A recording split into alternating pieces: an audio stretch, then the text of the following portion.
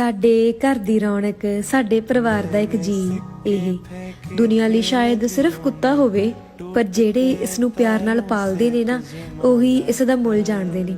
ਅਸੀਂ ਤਾਂ ਆਪਣੇ ਵਾਲੇ ਨੂੰ ਹਰੇਕ ਹੀ ਚੀਜ਼ ਸਿਖਾਈ ਆ।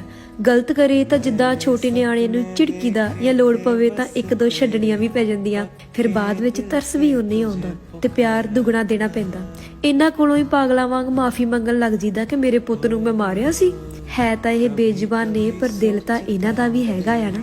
ਸ਼ਾਇਦ ਇਨਸਾਨਾਂ ਨਾਲੋਂ ਵੱਧ ਸਮਝ ਹੀ ਇਹਨਾਂ ਨੂੰ ਆ।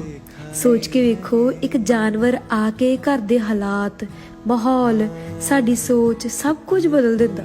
ਪਾਗਲਾਂ ਵਾਂਗ ਇਹਨਾਂ ਨਾਲ ਗੱਲਾਂ ਕਰਨੀਆਂ, ਖੇਡਣਾ, ਇਹਨਾਂ ਦਾ ਸਾਡੇ ਵੱਲ ਮਾਸੂਮੀਅਤ ਨਾਲ ਤੱਕਣਾ ਘਰ ਵਿੱਚ ਅਜਿਹੀ ਰੌਣਕ ਪੈਦਾ ਕਰ ਦਿੰਦਾ ਜੋ ਕਿਸੇ ਹੋਰ ਚੀਜ਼ ਨਾਲ ਕਦੇ ਨਹੀਂ ਮਿਲੀ ਹੋਊਗੀ।